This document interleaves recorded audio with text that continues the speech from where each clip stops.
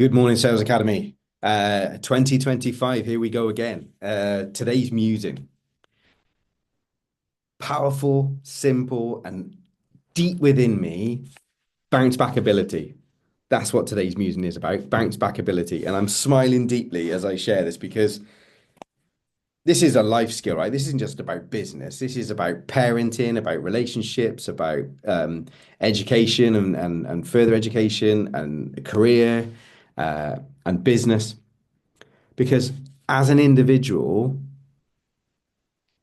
what is your bounce back ability like?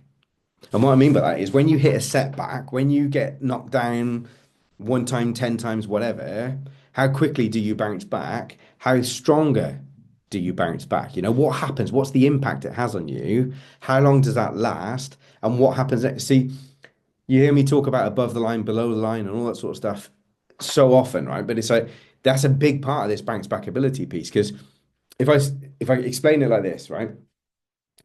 I have no ability to control everything that happens, but what I can control is how I respond to it. Not react, respond. So exercising that emotional muscle or set of muscles to be able to become aware and acknowledge and accept what's happening, accept that it's not within my remit to try and control it all, but at that point, make a conscious choice to go how I feel about it, what I say, what I think, what I feel, what I do next. How long do I dwell, right? How long do I allow that information to percolate? And what's the speed of processing that enables me to go, okay, now I know that. Now this circumstance has changed. Now this information is available. Right. What do I think? What do I feel? What do I say? What do I do next? What's my responsibility now? And that right there is a massive freaking life skill that all of us need.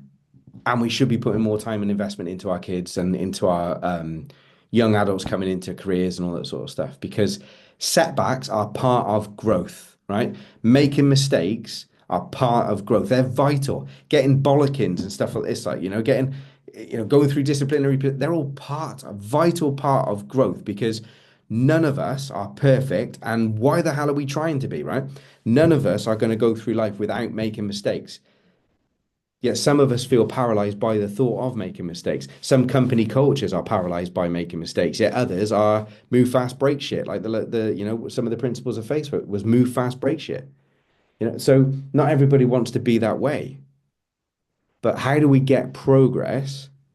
Not by sitting and waiting, right? Dr. Zeus, Oh, the Places You Will Go. What a fantastic poem. Go and read that today as a business owner, as a professional in your career, right? Oh, the places you will go, because sometimes you're in the waiting place, and what we do is wait. And some days you will, and some days you won't. Go and read Dr. Zeus, Oh, the Places You Will Go. Because bounce back ability, we all need. So I want you to think about scoring yourself, 1 to 7, one being low, seven being high. What's your bounce back ability like? And how can you improve? So let's look at emotional intelligence, responses. Let's look at how do we regulate our internal and our social external stuff. How often are we putting ourselves in situations that are challenging us? The comfort zone stuff. I was talking to somebody recently because I do a lot of cold dipping and ice showers and things like that, and that breathing regulation. And I was educated recently about fire breathing, and I'm only just starting down this journey, but it's really different.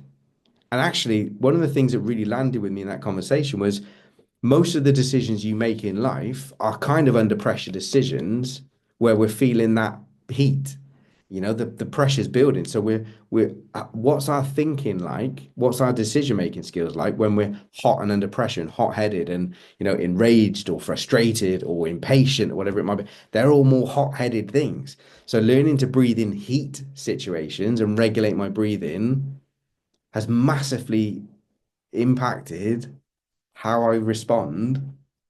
And so this is all about constant learning. I'm 50 in a couple of months, and I'm so excited about learning and always have been, but not in the academic way that I was forced to, in the way that I'm inspired to then as I'm reading something in a book or listening to a podcast or having a debate or a conversation with other people and something triggers, I go, yeah, I want to know about that a bit more. So I go and do the research and I'm a geek for that shit. And all of this stuff. helps me with my bounce back ability because there isn't one way for all, right? But let's just become aware of the impact. And then the next stage is choice. And after that, it's like the choice is, do you want to stay the same or do you want change? Do you want to do something different? And the change and the difference can be scary because it's unknown. It's pushing us out of our comfort zone. But man, staying the same for the next 10 years, that terrifies the shit out of me. So progress, not perfection, baby steps, right? But moving forward, accepting that if I always do what I've always done, I'll always get what I've always got. So bounce back ability. There's the musing for today.